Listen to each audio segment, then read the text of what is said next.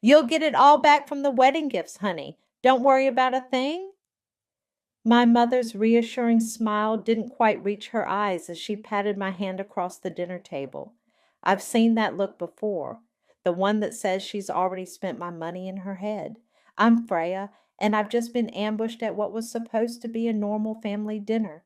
The fancy restaurant should have been my first clue. My parents never spring for the good places unless they want something.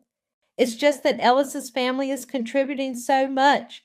Robin, my younger sister, chimed in, twirling her new engagement ring. And we want everything to be perfect. Perfect. Right. Perfect, like the time they borrowed my college fund for Robin's Sweet 16, or perfect like when they convinced me to defer my master's degree so Robin could have her dream gap year in Europe. "How much?" I asked, cutting through the butter wouldn't melt act. My father suddenly became very interested in his wine glass. Classic George move. Check out when things get uncomfortable. "Well?" My mother glanced at Robin, who was now doing her best Disney princess impression. "The venue we've chosen is absolutely stunning. The Riverside Palace." "How much, Mom?" "48,000." I nearly choked on my water. That's that's my entire savings. But think about how beautiful it will be," Robin squealed, as if that made it better. "Ellis's family is handling the honeymoon and the flowers, and you need my life savings for the rest." The words came out sharper than I intended. "Freya!" My mother's voice took on that edge I knew too well. "This is what family does. We support each other. Remember when we paid for your braces?" "I was 12, Mom, and I've been paying my own way since I was 16. "Don't be difficult," my father finally spoke up, still not meeting my eyes. "Your sister only gets married once." I wanted to laugh, or cry, or maybe throw my overpriced salmon at the wall. Instead, I did what I always do, smiled and nodded while my stomach turned to ice. "Of course," I heard myself say, "whatever Robin needs." Robin clapped her hands like a seal getting a fish. "I knew you'd understand. This means everything to me." My phone buzzed. A text from Vada. "Don't you dare let them guilt you again." My one true friend, always seeing through my family's BS from a mile away. As my family launched into wedding details, my phone buzzed again. This time, an unknown number.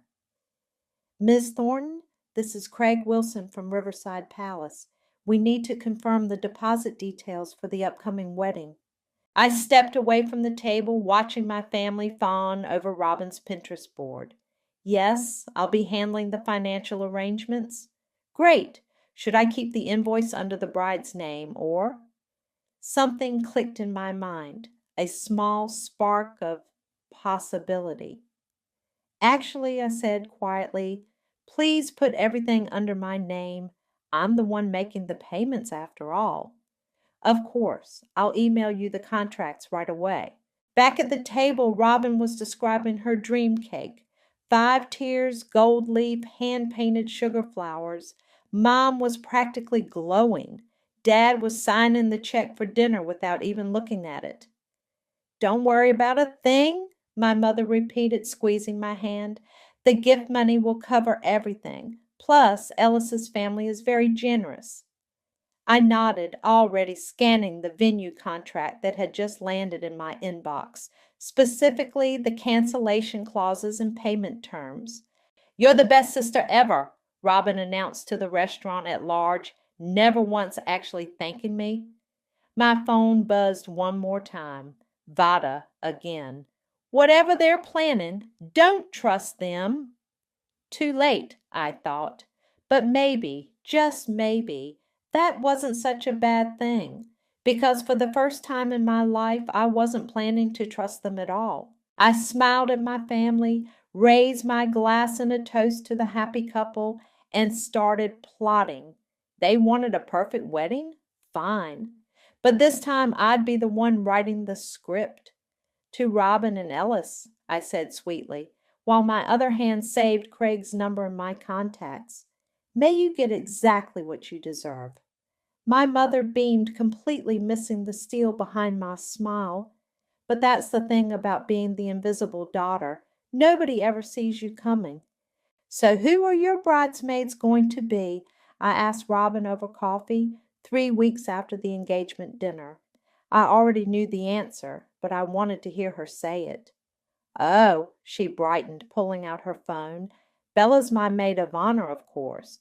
Then there's Madison from college, Katie from yoga, and Jessica from Ellis's office. I stirred my latte slowly. That's 4. Mm-hmm, Robin beamed. The perfect number. Their dresses are being fitted next Tuesday. The perfect number. Just like that, I'd been written out of my own sister's wedding party. Not that I was surprised, disappointed maybe, but not surprised. My phone lit up with a message from the venue. I quickly turned it face down, but not before Robin noticed. Are you talking to Craig? She frowned. Mom said you've been super involved with the venue stuff. Just confirming some details, I said smoothly. Someone has to keep track of the payments. Right, speaking of which. She leaned forward, lowering her voice. I need to borrow a little more. The florist found these amazing imported peonies and... No. Robin blinked, startled by the firmness in my voice. But, I said no, Robin. 48,000 is the limit. She sat back, her lower lip trembling. I'll tell Mom you're being difficult. Go ahead. Before she could respond, my phone rang. It was Vada. Sorry, I said, standing up. Work emergency. I stepped outside the coffee shop, leaving Robin with her perfect wedding plans and her imported peonies. Please tell me you didn't give her more money, Vada said without preamble. Not this time. I started walking toward our office building. But guess what? I'm not a bridesmaid. Of course you're not. That would mean acknowledging you as an actual person instead of an ATM. I laughed, but it came out hollow. Hey, can you look at something for me? I need a second pair of eyes on these venue contracts. At my desk later that afternoon, Vada leaned over my shoulder, scanning the documents. Holy shit, she whispered. They really expect you to front all this money? It gets better. I pulled up my banking app. Look what they did last week. Vada's eyes widened at the withdrawal description. Mom's medical deductible, $5,000. But your mom isn't sick. Nope. Called the insurance company yesterday. No claims filed. I clicked through to another screen. That money went straight to the florist. Freya.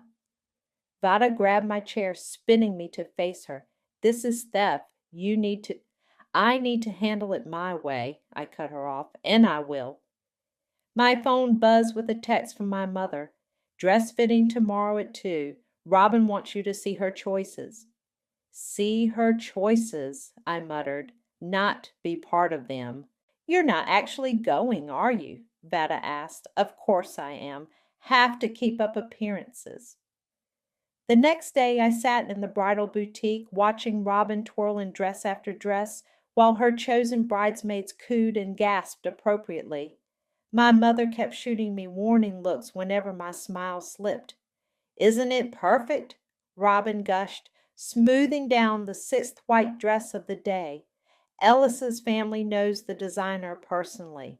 Speaking of Ellis, my mother interjected, have you handled that venue payment yet, Freya? They're asking for the next installment. All taken care of, I said quietly, thinking of the carefully worded addendum Craig had helped me add to the contract.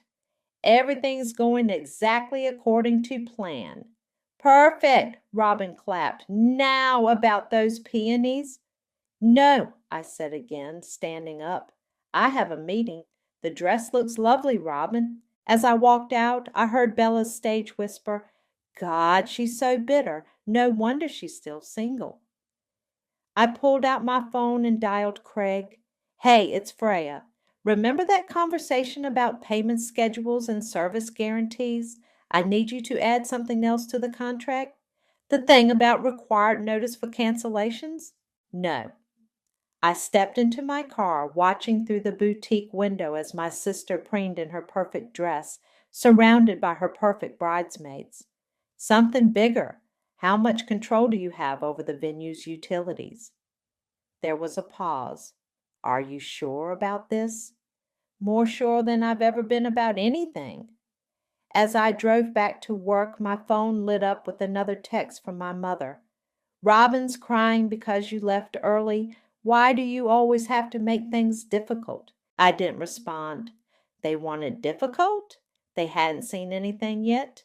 The rehearsal dinner was everything I expected. Expensive, excessive, and exhausting. I sat at the far end of the table, watching Robin hold court while Ellis's family tried to match her energy with forced smiles. And then Robin announced to the table, gesturing with her champagne, Freya said she'd handle all the boring money stuff, because, that's totally her thing. She's like obsessed with spreadsheets and budgets. Polite laughter rippled through the guests. I took a long sip of wine. Better than being obsessed with spending other people's money, Vada muttered beside me. I'd insisted she come as my +1, much to my mother's barely concealed horror. Speaking of money, Ellis's mother called down the table, the venue is just spectacular, though I heard there were some payment concerns. The temperature in the room seemed to drop 10 degrees. My mother's smile turned brittle. All sorted, she said quickly. Freya's handling everything. Such a blessing to have such a practical daughter. Practical, Bella Stage whispered to Madison. That's code for boring. I stood up, excusing myself to the restroom. My father followed me into the hallway. Freya, wait. I turned, surprised. George rarely initiated conversations, especially not with me. About the money, he said, shifting uncomfortably. Your mother and I have been talking about paying me back. He wouldn't meet my eyes. Well, that's the thing. We've done the math, and considering everything we've invested in you over the years, the braces, the college application fees, your first car. Are you serious right now? We're your parents, Freya. We supported you for over 20 years. In a way, this evens things out. I stared at him, ice crystallizing in my chest. You're not planning to pay me back at all, are you? He shrugged, already turning away. Family takes care of family. I watched him retreat back to the dining room, where Robin was now standing, tapping her glass for attention. Tomorrow's going to be absolutely magical, she gushed, and I just want to thank everyone who made it possible. Mom, Dad, Ellis's amazing family. My phone buzzed. A text from Craig. Final walkthrough complete. Everything's set per your specifications. I typed back. And the backup generators? Disabled as requested. But are you absolutely sure about this? Before I could respond, Robin's voice cut through my thoughts. And let's not forget my sister Freya, who's basically like a human calculator, so good with numbers. I mean, who needs a social life when you have Excel, right? More laughter, more knowing looks. I'm sure, I texted back to Craig. Vada appeared at my elbow with a fresh glass of wine. You okay? Never better. I showed her my phone. Everything's in place. Good. She clinked her glass against mine. Because your sister just announced that she's dedicating her first dance to all the single ladies who helped make her dream come true, while looking directly at you. I smiled, remembering the carefully worded clauses in the venue contract, the ones that gave me complete control over final payments and service continuations, the ones that specified exactly when and how services could be suspended. Let her have her moment, I said quietly. Tomorrow's going to be interesting enough. Back at the table, Ellis was now regaling everyone with stories about his family's business success, conveniently leaving out the recent bankruptcy rumors Vada had helped me uncover. My mother caught my eye across the table, her expression warning me to keep smiling, to play my part. The dutiful daughter, the human calculator, the family ATM. I raised my glass in acknowledgement, thinking about the venue owner Jeffrey's words during our private meeting last week. Business is business, Miss Thornton. If the final payment isn't received as specified, we follow protocol, no exceptions. Robin's voice rose above the dinner chatter again. Oh my God, everyone needs to follow my wedding Instagram account. I'm going to document every perfect moment. Every moment, I murmured, checking my watch. In exactly 18 hours, the carefully constructed facade of my sister's perfect day would begin to crack. In 20 hours, it would shatter completely. My phone buzzed one final time. A message from Jeffrey. Contract addendum approved. All systems go for tomorrow. Just give the signal. I slipped my phone back into my purse and rejoined the dinner conversation, nodding and smiling at all the right moments. Let them think I was invisible. Let them think I was just the practical one, the boring one, the human calculator. Tomorrow they learn that even calculators can explode if you push the wrong buttons. To the happy couple, I raised my glass, meeting Robin's self-satisfied smirk with a smile of my own. May tomorrow be unforgettable. And oh, it would be, just not in the way they expected. The wedding ceremony went off without a hitch. Of course it did. I hadn't planned anything for that part. The real show would start at the reception. Everything looks amazing, my mother gushed, watching staff arrange centerpieces in the grand ballroom. Robin's going to be thrilled. I nodded, checking my phone. 4 new messages from Craig. Catering staff briefed. Bar inventory confirmed. Sound system tested. Waiting for your signal. The newlyweds made their entrance to thunderous applause. Robin was radiant in her designer gown, Ellis beaming beside her. They really did look perfect together, 2 people who'd never heard the word no in their lives. Ladies and gentlemen, the DJ announced, please welcome Mr. and Mrs. Ellis Garrett. Vada appeared at my shoulder with 2 champagne flutes. Ready? Almost. I watched the staff circulating with hors d'oeuvres that cost more than my monthly rent. Robin's about to make her speech. Right on cue, my sister clinked her glass, drawing everyone's attention. Her makeup was flawless, her smile dazzling. The perfect bride. First, I want to thank everyone for being here today, she began. This wedding, it's beyond my wildest dreams, and it's all thanks to our amazing families. Our mother wiped away a tear. Our father nodded proudly. And speaking of dreams, Robin continued, Ellis and I have the most exciting announcement, thanks to everyone's incredible generosity with the wedding gifts. My hand tightened around my phone. We're extending our honeymoon. 2 weeks in Italy, all the best hotels, first class, everything. The room erupted in cheers. I typed a quick message to Craig. Phase 2, now. That's your money she's spending on that honeymoon, Vada whispered. Not for long. Robin was still talking. We've already booked the private tours in Venice, the villa in Tuscany. A discreet tap on my shoulder. It was Jeffrey, the venue owner, right on schedule. Miss Thornton, everything is prepared as discussed. I nodded, watching Robin bask in the attention. She hadn't even glanced in my direction once. The final payment deadline was an hour ago, Jeffrey continued softly. Should we proceed as planned? Yes.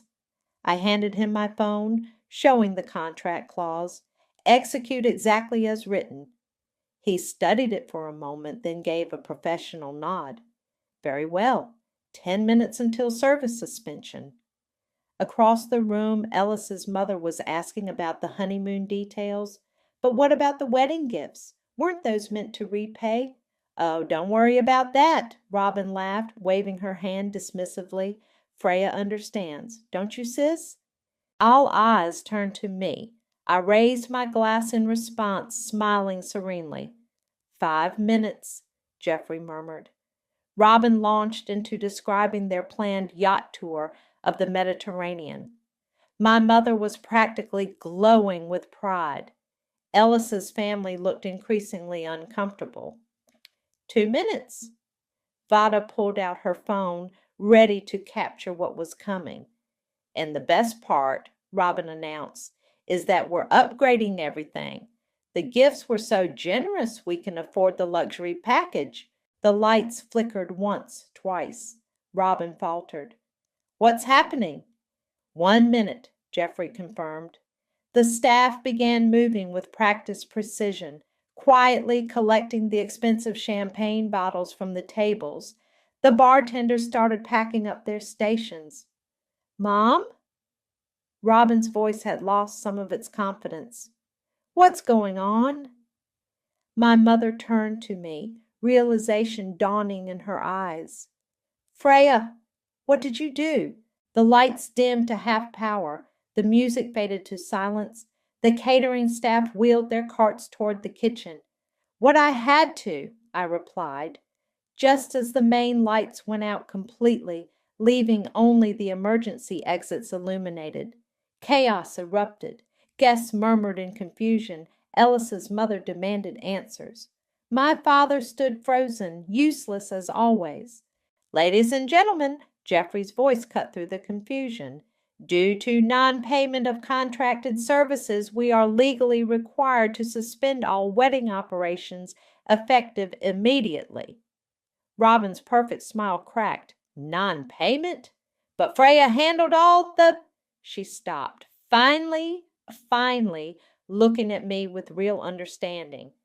That's right, I said quietly, but in the shocked silence everyone heard. I did handle it, all of it. My phone lit up with a message from Craig. Phase 3, ready on your command. I looked at my sister, my parents, all the people who'd taken and taken and taken, thinking I'd never push back. You know what they say about karma, Robin? I asked, typing my response to Craig. It's a lot like those wedding gifts you're stealing, best served with champagne.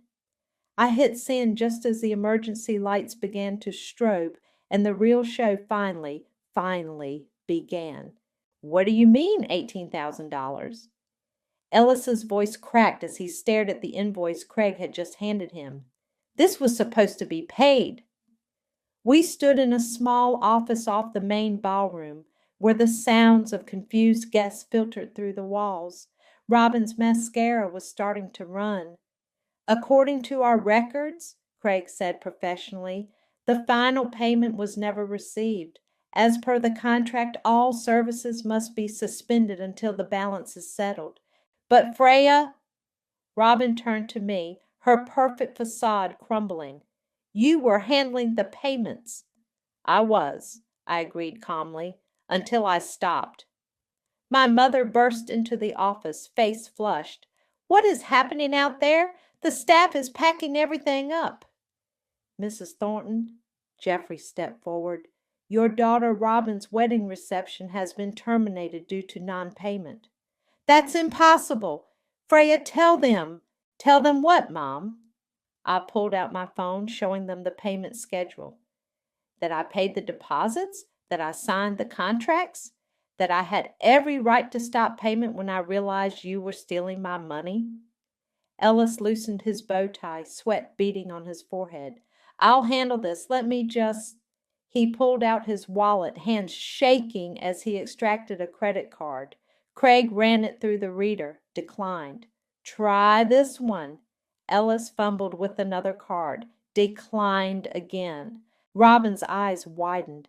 Ellis. It's fine, baby. Just a mistake.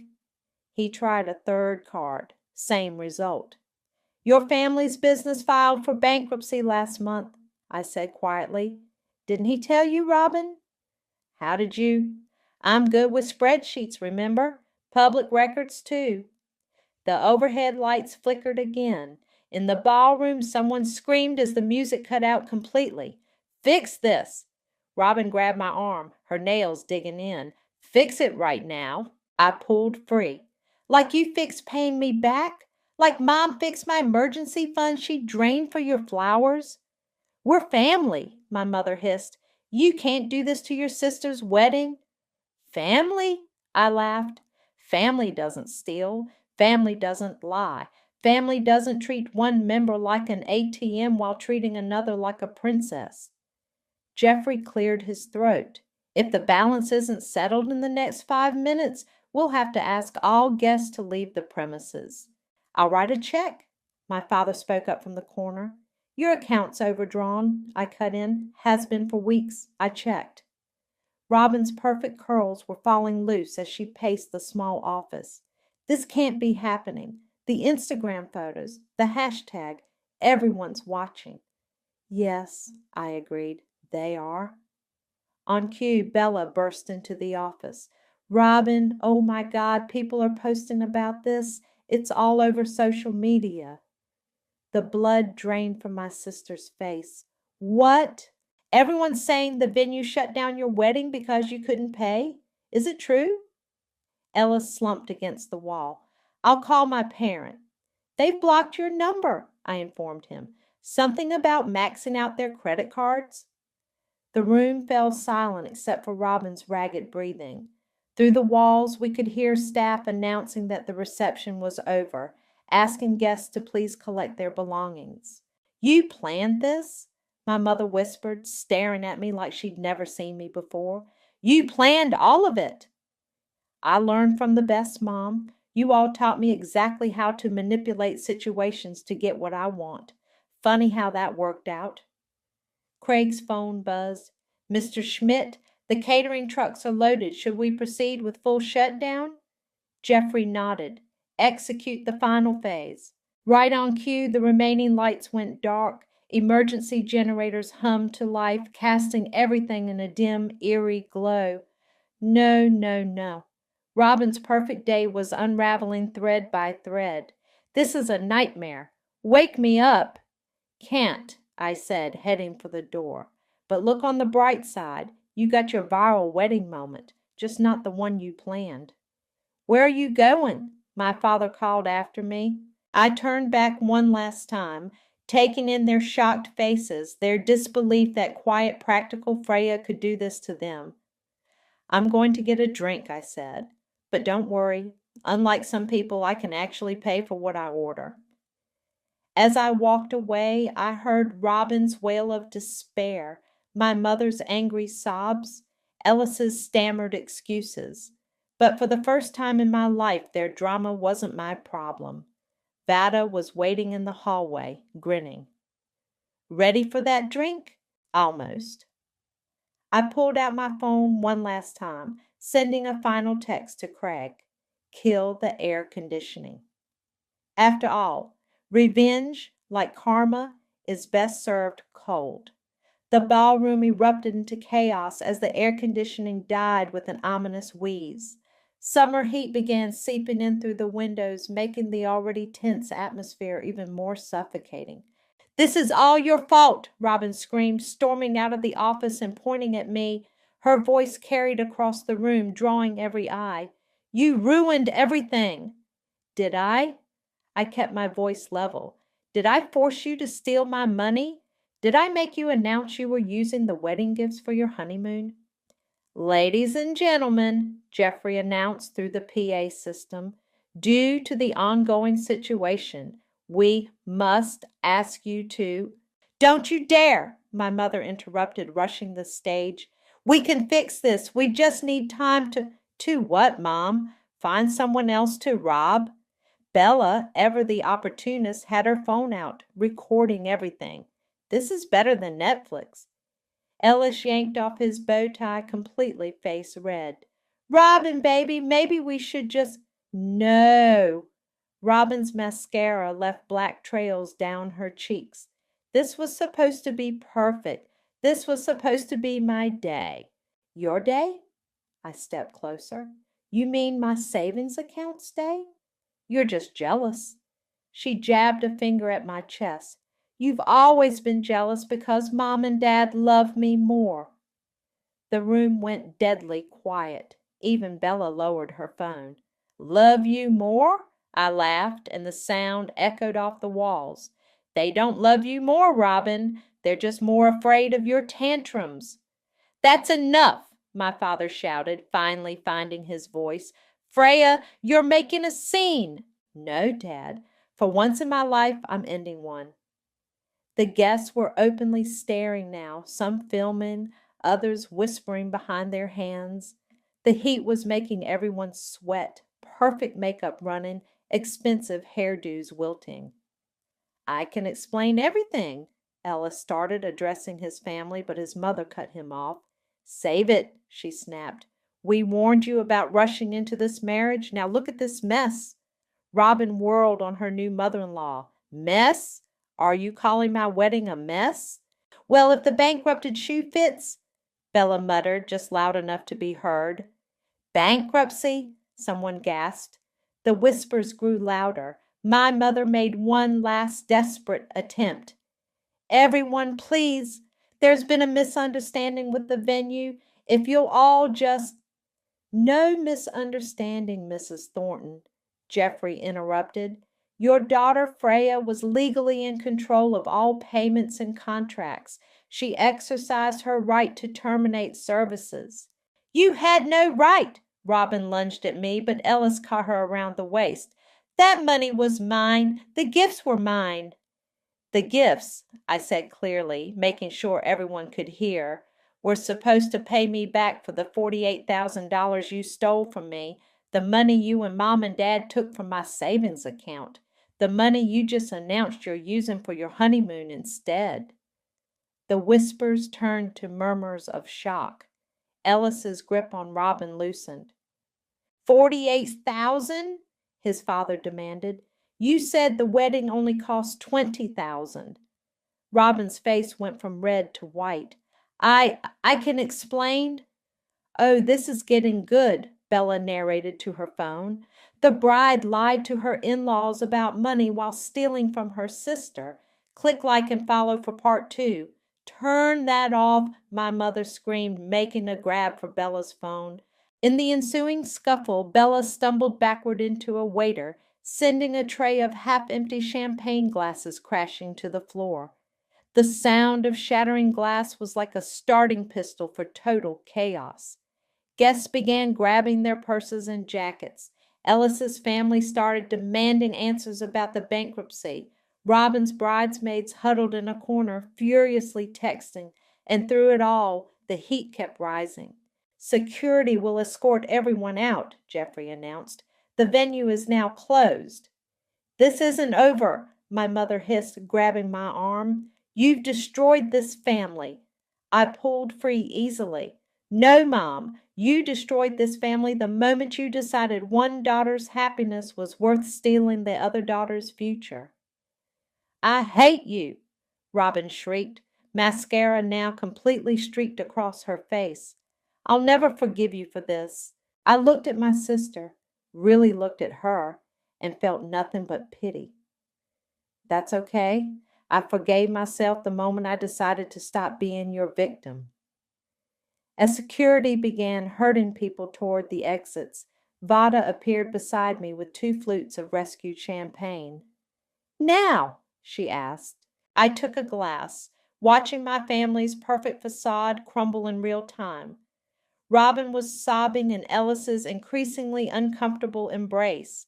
My parents were being cornered by Ellis's furious family, and Bella's live stream had just hit 1,000 viewers. "Now," I agreed, raising my glass. "To Karma." The lights went out completely, leaving only the glow of phone screens and the sound of my sister's wails echoing through the dark. Security efficiently herded the guests toward the exits, while staff dismantled the reception piece by piece. The 5-tier wedding cake disappeared first, followed by the champagne tower. Each removal felt like another brick falling from Robin's perfect facade. "This is how you want to end things?" my mother demanded, watching the staff roll away the gift table. "By humiliating your sister in front of everyone?" "No, Mom. This is how you ended things. I'm just making sure everyone sees the truth. Ellis's father stormed over, red-faced and sweating in the heat. Where's my son? We need to discuss this bankruptcy situation right now. He's probably hiding in the coat room, Vada offered helpfully. That's where I saw him running after Robin threw her bouquet at his head. The wedding planner approached cautiously. Miss Thornton, the DJ wants to know if he should pack up or... I glanced at Robin, who was sitting in her $1,000 dress on the grand staircase, mascara-stained face buried in her hands. One last song, I decided. My choice. The planner nodded and hurried away. My father finally stepped forward, attempting authority. Freya, enough. You've made your point. Let's just what, Dad? Pretend this never happened. Like we pretended it was okay when you took my college fund or when you drained my emergency account for flowers. He flinched. Behind him, Ellis's mother gasped. You stole from your daughter's college fund? It's complicated, my mother started, but I cut her off. Actually, it's very simple. They've been stealing from me for years to fund Robin's lifestyle, and today they finally face the consequences. The DJ's voice crackled over the speakers. Last song of the night, folks. This one's dedicated to the bride, from her sister. The opening beats of Survivor by Destiny's Child filled the room. Robin's head snapped up. You bitch! She snarled, stumbling to her feet. You absolute...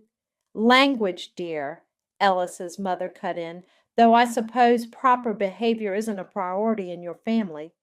Bella Stillfillman circled the scene like a shark. The comments are loving this. We're trending locally. Turn that off. Robin lunged for the phone, but in her wedding dress she only managed to trip and fall face first into what remained of the desserts table. The crash drew Ellis from his hiding spot. He took one look at his frosting-covered bride and started laughing hysterically. This isn't funny, Robin screamed, white cake smeared across her face. Actually, Ellis wiped tears from his eyes, it really is. This whole thing is hilarious. The wedding, the lies, the bankruptcy. God, what were we thinking? Robin's expression shifted from anger to horror. What do you mean? I mean, Ellis stepped back, removing his wedding ring. I'm not spending my life paying for your delusions. We're done. But we're married. For about 3 more hours, Ellis's father interjected. I've already called our lawyer. This marriage is getting annulled faster than you can say bankruptcy fraud. The music thumped in the background as staff continued dismantling the reception. I watched it all with a strange sense of calm, like watching a movie I'd seen before. Freya, my mother tried one last time. Please, we can fix this. No, Mom, we can't, because this isn't about the money anymore. It's about respect, and you can't fix something that was never there to begin with. Security approached. Ma'am, we need to clear the premises. I nodded, then turned to the DJ. Kill the music. The song cut off mid-chorus, leaving only the sounds of sobbing, Robin, arguing, Ellis's family, and the click-click-click of Bella's camera. I hope you're happy, my father said quietly. You've torn this family apart. No, Dad, I just stopped letting it tear me apart instead. As security escorted everyone out, I stayed behind with Vada, watching the staff restore the venue to its empty state. It was like the wedding had never happened, except for the videos already going viral, the gossip spreading through social circles, and the look of utter defeat on my family's faces. How do you feel? Vada asked, helping me gather my things. I considered the question as I watched Robin being practically carried out by her bridesmaids, my parents trailing behind like lost puppies, Ellis and his family having their own dramatic confrontation by the valet stand. I paused, searching for the right word. Free? Craig appeared with my coat. Miss Thornton, everything's been handled according to your instructions. The venue is clear. Thank you, Craig, For everything. He smiled. Sometimes karma needs a little help with timing.